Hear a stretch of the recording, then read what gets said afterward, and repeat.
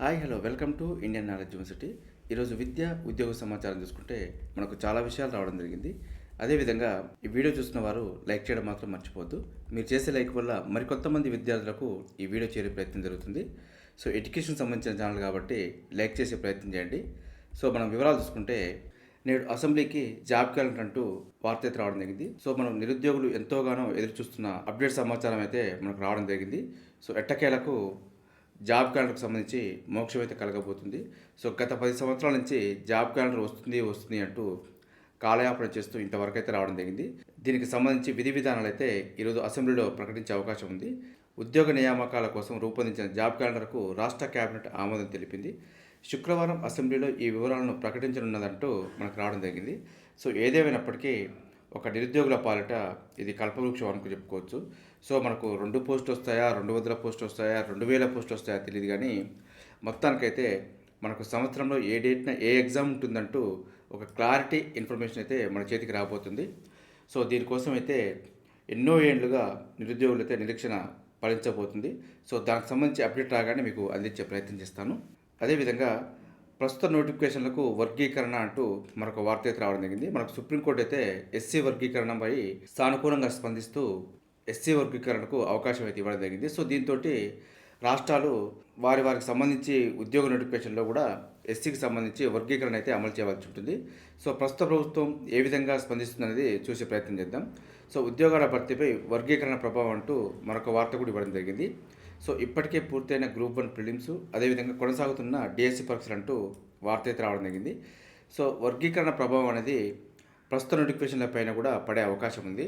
ఎందుకంటే మనకి group 1లో already prelims complete అయింది, మరి 1:50లో సెలెక్ట్ చేయడం జరిగింది.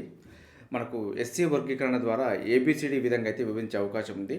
సో ఇందులో మరి ఏ విధంగా అమలు చేస్తారనే విషయాల మీద తర్జన భర్జన అయితే ఉంది. సో దీనికి సంబంధించి అప్డేట్ రాగానే మీకు అందించే ప్రయత్నం చేస్తాను. ఇక మిగిలిన పరీక్షల కంటే సో ఇప్పటికే ఆర్డినెన్స్ తీసుకొచ్చి అమలు చేసే అవకాశాలు అయితే ఉన్నాయి, కాబట్టి వీటిలో అయితే అమలు చేసే అవకాశం అయితే ఎక్కువగా కనిపిస్తుంది. అదేవిధంగా మరొక పాయింట్ తీసుకుంటే మనకు కామన్ యూనివర్సిటీ ఎంట్రన్స్ టెస్ట్ తర్వాత మిగిలిన సీట్ల భర్తీకి సొంతంగా పరీక్షకు అనుమతి అంటూ మనకు సెంట్రల్ వర్సిటీలకు యూనివర్సిటీ గ్రాంట్ కమిషన్ అయితే అనుమతి ఇవ్వడం జరిగింది. కామన్ యూనివర్సిటీ ఎంట్రన్స్ టెస్ట్ ద్వారా మిగిలిపోయిన సీట్లను సొంతంగా ఫిలప్ చేసుకోవడానికి ప్రవేశ పరీక్ష నిర్వహించుకోవచ్చు, అదేవిధంగా ఇంటర్వ్యూలుగా కండక్ట్ చేసుకోవచ్చు అంటూ పర్మిషన్ అయితే ఇవ్వడం జరిగింది. సో కొన్ని యూనివర్సిటీలో మిగిలిపోతున్నాయి కాబట్టి వాటికి సంబంధించి సొంతంగా నోటిఫికేషన్ ఇచ్చే అవకాశం ఉంది. అదేవిధంగా మనకు టీజీఎస్ సెట్ అయితే తేదీలో మార్పు రావడం జరిగిందంటూ ఇవ్వడం జరిగింది. సో గతంలో ఉన్న తేదీలకు ఇప్పుడు అయితే కొంత మార్పు వచ్చింది. టీఎస్ సెట్ 2024 వచ్చే నెల 10 నుంచి నిర్వహించనున్నట్టు మనకు టీఎస్ సెట్ మెంబర్ అయితే పేర్కొనడం జరిగింది. మనకు వచ్చే నెల 2 నుంచి ఆల్ టికెట్ డౌన్లోడ్ చేసుకోవచ్చు కూడా మనకి ఇవ్వడం జరిగింది. మరింత సమాచారం కోసం అయితే తెలంగాణ set.org అఫీషియల్ వెబ్సైట్లో చెక్ చేసుకోవచ్చు. అదేవిధంగా మరో పాయింట్ తీసుకుంటే మనకు బ్యాంకుల్లో 5291 పోస్టులకు సంబంధించి నోటిఫికేషన్ అయితే రావడం జరిగింది. ఇందులో ప్రొబేషనరీ ఆఫీసర్స్ 4455 ఉన్నాయి. స్పెషలిస్ట్ ఆఫీసర్ సంబంధించి 896 పోస్టులు ఉన్నాయి. దీనికి డిగ్రీ చేసిన వారు అర్హులు అంటూ కూడా ఇవ్వడం జరిగింది. వయసు వచ్చి 20 నుంచి 30 సంవత్సరాలు ఉండాలి. దీనికి ప్రిలిమ్స్, మెయిన్స్, ఇంటర్వ్యూ ద్వారా సెలెక్ట్ చేయడం జరుగుతుందంటూ ఇవ్వడం జరిగింది. ఆన్లైన్ దరఖాస్తుకు చివరి తేదీ అయితే ఆగస్టు 21 వరకు ఉంది. మరింత సమాచారం కోసం అయితే ibps.in అఫీషియల్ వెబ్సైట్లో చెక్ చేసుకోవచ్చు. అదేవిధంగా మరొక పాయింట్ తీసుకుంటే మనకు సిడిపిఓ పోస్టుల భర్తీకి నార్మలైజేషన్ అమలు అంటూ ఇవ్వడం జరిగింది. దీనికి సంబంధించిన పరీక్షకు సంబంధించిన తేదీలు అయితే ఇవ్వడం జరిగింది. ఆల్రెడీ నేను స్పెషల్గా చెప్పడం జరిగింది. సో దీనికి సంబంధించి మనకు 2 రోజులు కండక్ట్ చేయడం జరుగుతుంది. అదేవిధంగా షిఫ్ట్ వైజ్ ఉంటున్నాయి కాబట్టి దీనికి నార్మలైజేషన్ విధానం తీయడం జరుగుతుందంటూ మెన్షన్ చేయడం జరిగింది. సో ఒకటే ఎగ్జామ్ అయితేనేమో మనకు డైరెక్ట్ ర్యాంక్స్ కేటాయించడం జరుగుతుంది. సో షిఫ్ట్ వైజ్గా ఎగ్జామ్స్ జరిగినప్పుడు వాటికి సంబంధించిన మార్కుల్ని నార్మలైజేషన్ చేసి ర్యాంక్స్ అయితే కేటాయించడం జరుగుతుంది. సో నార్మలైజేషన్ విధానానికి సంబంధించి పూర్తి వీడియో అయితే మన ఛానల్లో ఉంది, ఒకసారి చూసుకునే ప్రయత్నం చేయండి. మనకు సిడిపిఓ అదేవిధంగా ఎక్స్టెన్షన్ ఆఫీసర్ పోస్టులకు సంబంధించి నార్మలైజేషన్ విధానం అమలు చేస్తుందంటూ టీఎస్పీఎస్సికి సంబంధించి అయితే ఒక న్యూస్ అయితే రావడం జరిగింది. అదేవిధంగా మనకు హైదరాబాద్లోని electronics corporation of India limited నుంచి 115 పోస్టులకు సంబంధించి నోటిఫికేషన్ అయితే రావడం జరిగింది. ఇందులో మనకి project engineer, technical officer, junior technician పోస్టులకు సంబంధించి ఆన్లైన్ దరఖాస్తు అయితే స్వీకరిస్తుంది. లాస్ట్ డేట్ వచ్చి ఆగస్టు 8 వరకు ఉంది. అప్లై చేసుకోవడానికి అయితే acl.co.in అఫీషియల్ వెబ్సైట్లో అప్లై చేసుకోవచ్చు. అదేవిధంగా మనకు 4 మెడికల్ కాలేజీలకు ఎన్ఎంసీ అనుమతి అంటూ ఒక వార్త అయితే రావడం జరిగింది. ఇందులో మనకు ములుగు, నర్సంపేట, గద్వాల, నారాయణపేట జిల్లాలకు గ్రీన్ సిగ్నల్ అంటూ ఇవ్వడం జరిగింది. సో ఈ విద్యా సంవత్సరం నుంచే అడ్మిషన్లు ప్రారంభం అంటూ కూడా రావడం జరిగింది. సో ప్రస్తుతం జరుగుతున్న నీట్ కౌన్సిలింగ్లో ఈ 4 కాలేజీలు కూడా పాల్గొంటాయి. సో వీటికి ఒక్కో కాలేజీకి 50 సీట్ల చొప్పున కేటాయించడం జరిగింది కాబట్టి మనకు 200 సీట్లు అయితే పెరిగినాయి అంటూ ఇవ్వడం జరిగింది. సో దీంతో మొత్తం 4115 సీట్లకైతే ప్రభుత్వ కాలేజీలో సీట్లు అయితే రావడం జరిగింది. సో ఇదైతే కొంచెం పేద విద్యార్థులకు ఒక వరం అని చెప్పుకోవచ్చు. అదేవిధంగా రాష్ట్రానికి చేరుకున్న నీట్ ర్యాంకులు అంటూ కూడా ఇవ్వడం జరిగింది. సో మనకు జాతీయ స్థాయి ర్యాంకులు అయితే ప్రకటించడం జరిగింది. సో రాష్ట్ర స్థాయి ర్యాంకులు ప్రకటించడం తరువాయి మనకు నేడో రేపో కాలేజీ యూనివర్సిటీ అయితే రాష్ట్ర స్థాయి ర్యాంకులు ప్రకటించే అవకాశం ఉంది. సో దీనికి సంబంధించిన అప్డేట్ రాగానే మీకు అందించే ప్రయత్నం చేస్తాను. అదేవిధంగా జూనియర్ రెవెన్యూ అధికారులు వస్తున్నారంటూ రెవెన్యూ గ్రామానికి ఒక జేఆర్ఓ అంటూ ఒక వార్త అయితే రావడం జరిగింది. సో దీంతో అయితే కొన్ని కొత్త కొలువులు వచ్చే అవకాశం ఉంది.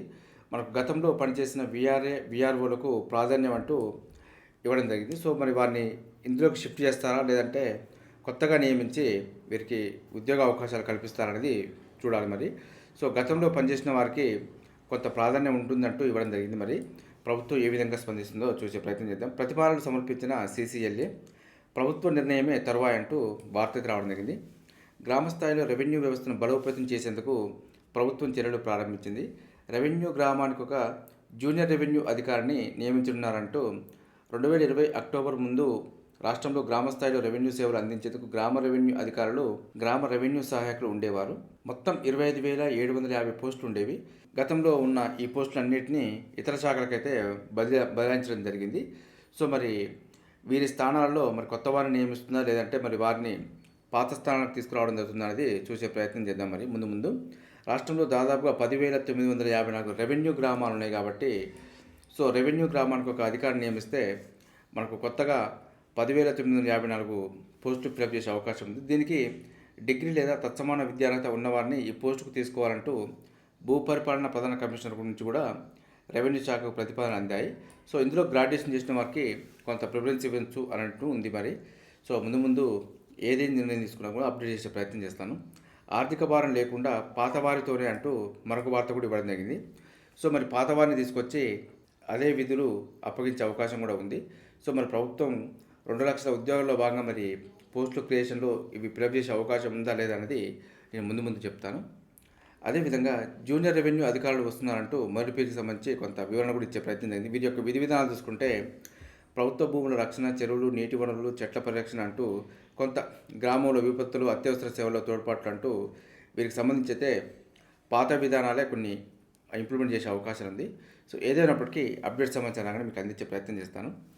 అదేవిధంగా ధ్రువపత్రాలను పరిశీలించకుండా ప్రభుత్వ ఉద్యోగాలలో ఇస్తున్నారంటూ రైల్వేలో వ్యవహారంపై సుప్రీంకోర్టు విస్మయం అంటూ ఒక వార్త ఇవ్వడం జరిగింది. సో ఇదైతే కొంత బాధాకరం అని చెప్పుకోవచ్చు. సో కారుణ్య నియామకాలలో సరైన ధ్రువపత్రాలు పరిశీలించకుండానే ఉద్యోగాలు ఇవ్వడం జరిగింది. సో వారిని వెరిఫికేషన్లో తర్వాత తొలగించడంతో వారు కోర్టుకు వెళ్ళడం జరిగింది. సో కోర్టుకు వెళ్ళినప్పుడు వారిని తొలగించడం సౌమ్యమే, కానీ సర్టిఫికేట్ వెరిఫికేషన్ పూర్తి స్థాయిలో చేయకుండా ఉద్యోగాలు ఎలా ఇచ్చారంటూ ప్రభుత్వాన్ని అయితే కొంత విమర్శించడం జరిగింది. ఇది రైల్వేలో ఉద్యోగ నియామకాల ప్రక్రియ. చూసారుగా, ఇది ఈరోజు సంబంధించి విద్యా ఉద్యోగ సమాచారం. ఇదే విధంగా మన ఛానల్లో ప్రతిరోజు మార్నింగ్ అయితే రావడం జరుగుతుంది. వీటితో పాటు అడ్మిషన్ నోటిఫికేషన్స్ మరియు రిక్రూట్మెంట్ నోటిఫికేషన్ సంబంధించి కూడా ఎప్పటికప్పుడు అప్డేట్ సమాచారం అయితే మీకు అందించే ప్రయత్నం చేస్తున్నాను. మన ఛానల్ చూస్తున్న వారు సబ్స్క్రైబ్ చేసుకుని ఫాలో అవుతూ ఉండండి. ఈ వీడియోస్ అయితే లైక్ చేయండి, షేర్ చేయండి, సబ్స్క్రైబ్ చేసుకోవడం మాత్రం మర్చిపోదు. Have a nice day.